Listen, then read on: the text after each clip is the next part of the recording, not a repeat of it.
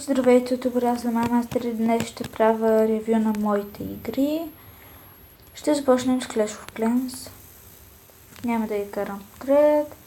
Значи Clash of Clans е една много занимателна игра, в която си строите къщи, оръжия, всякакви други глупости. Така, и сега ще пусна хора да ми се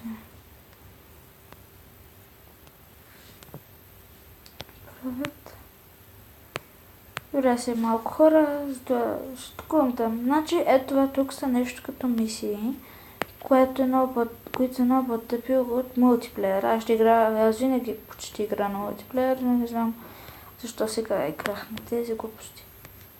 Така, ето сега този слаб човек, някакъв китаец. Имам 6 човека, барбарианци, защото не съм се направил други. Ясно, че загуба, просто ви демонстрирам какво прави. И така, сега се махам. Това беше ревюто за Clash of Clans. Значи, ето тази... Не е чак това, ето тази кула е да си направите клан или да влезнете в клан. Аз съм влезна в клан България, който иска също може да се джойне, защото това е доста хубав клан. И за 40 000 може да си направите собствен клан. Но аз не съм се направил, защото не искам.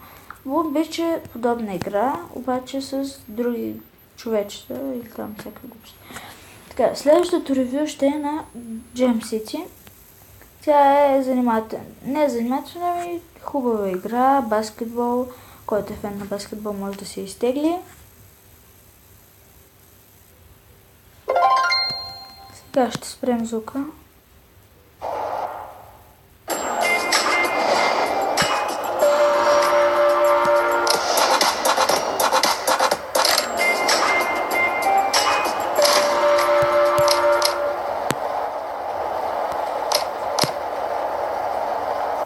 Така, опс.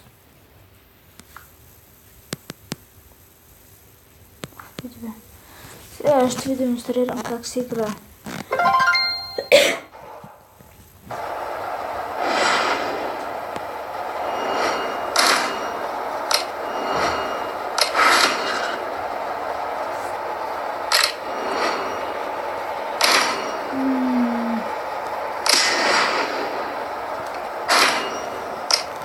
Сега сложно в начало да ви демонстрирам.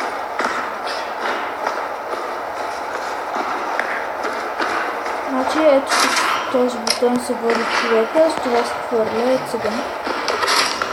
Вземане къпка и тройка. Аз не вкарах ето един къша. И сега това дава 2 точки. Още 2 точки. Общо взето играта на мен ми харесва. Вкарвам го и тук, защото значи може от всякъде да хвърлите топката, ето сега ще я покажа. Но тук е половин такова.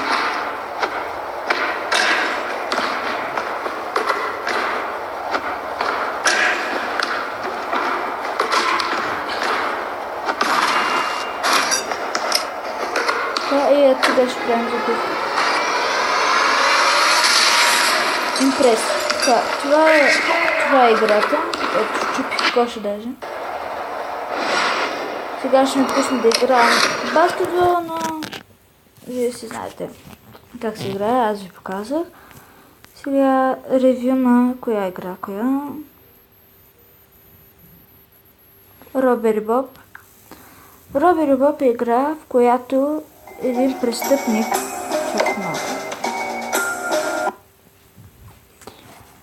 Робери Боб е игра, в която един престъпник влиза в къщите и краде разни глупости. Сега ще ви покажа. Само, че искам да спра звука.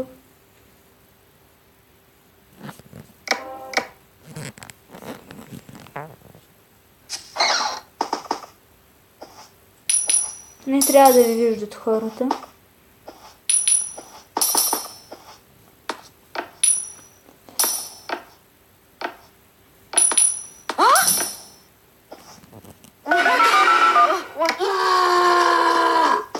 видях полицаите и затова спъгна.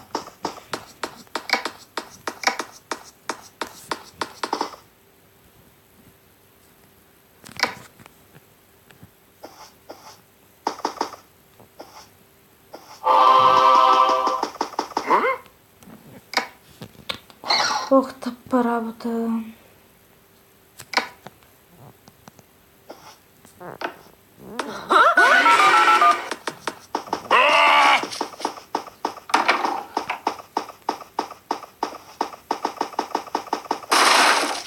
И ето така се играе Роби Боб. Значи, взех времето, взех парите, но не видяха и всичко се бъгна. Сега ще правя следващото ревю на коя игра? Crossroad. Може би я знаете Crossroad. Тя е интересна игра. Има всякакви герои. Но да го включа в клипа. Crossroad се играе като натискате екрана на таблет или телефон. Като натискате и като давате наляво и надясно, тя върви на ето сега на дясно, ето наляво. И трябва да правите рекорд. Ако стигнете твърде напред, твърде назад, ето като сега, и ви убива един орел. Гледам какво е. Ето сега ще пробвам да си бия рекорда. Така.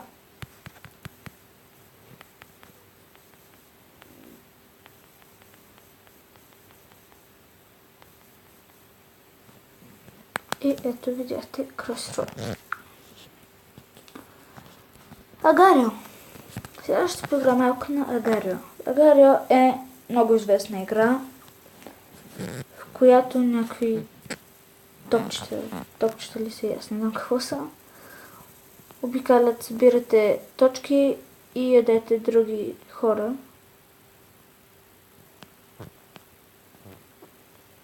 Има доста големи, има доста малки.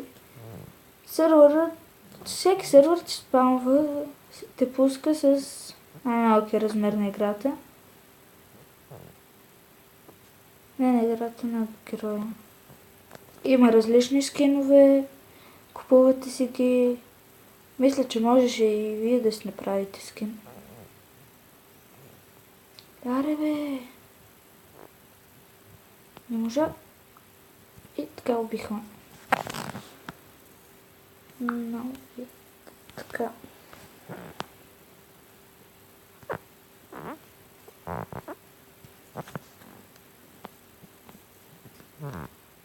Пак не бихме. И съм доста добър, но който се прави сега.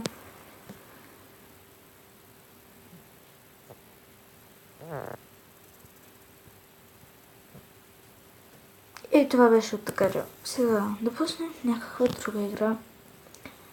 Head Soccer всеки знае, FIFA всеки знае, Geometry Dash. Тъпа игра, тъпа яка, не също. Сега, значи, тя е доста хубава игра, но на мен не ми харесва чак толкова много. Като натискате на екрана, квадратчето се превърта и отива по-напред. И пак правите рекорд, като на Subway, на Crossroad, сега умря. Значи това е нормалния мод. Ето сега практис мода. Той е нещо като оригиналния, обаче за те поставя едни кристали, като умреш, ти спуска на кристала, където си го оставя. Ето сега я слагам навсякъде кристали. Оха! Така, пусна ми с някаква прецакана реклама.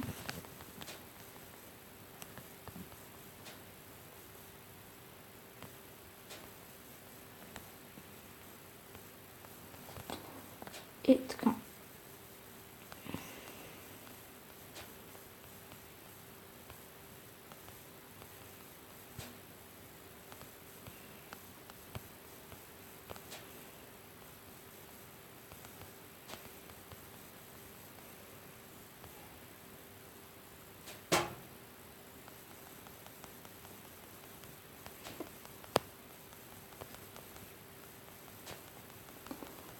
Така, това има всякакви нива на тази игра.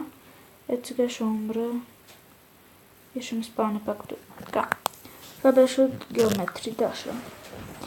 Сега имам Maps for Minecraft и Minecraft, нали? Сега ще поиграем малко на Minecraft. Така. Опс, извинявам се. Така, ето, аз съм се направила къща. Майнкрафт е много занимателна игра. Знам, че всеки я знае. Всеки знае много работи с Майнкрафт. Просто няма кога да правя някакво ревю. Само ще направя ревю на моята къща. Тя се състои от 3 стаи. Ето сега ще покажа най-хубавата ми стая. Сега има някаква пещера грозна, където намеря диаманти. Тук има лава и отгоре стъкла. Това кого слага тук? Дяволите. Така, това аз тук съм си го направил. Така, насам да ви покажа. Значи тук съм си направил нещо като стена, за да убивам зомбите тук. Като отворя това и отивам там трепам скелета с лък, ако има лък. През този тунел влизам в другата ми къща. Ето има някакъв скапан паяк, да надима меч. Добре, дай сега, кутим. Ти го ръгам, бе. Смивка. Сега, ето тук има друг тунел, през който тунел пак идвам на този коридор. Сега да се върнем да ви покажа и другите работи.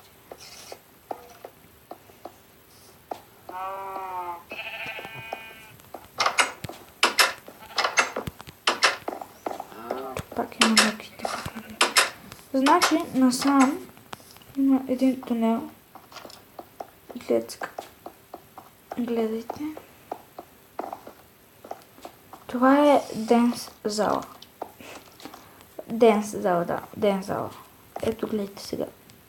Какво ще направя? Значи, options и ето така. Скина ми е на Deadpool. Денсаме. О, да, денс. Денс.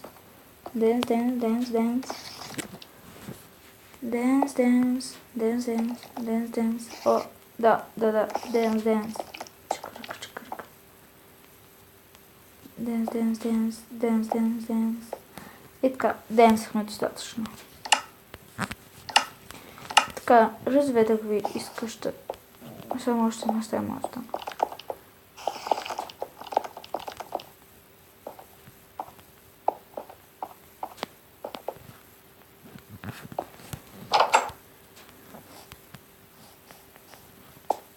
Така. Джакузи. Напред цака на джакузи.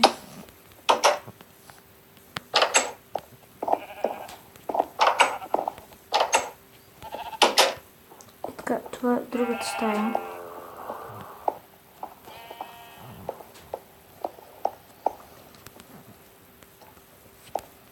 Наставяме някакви стълби, където никъде не водят.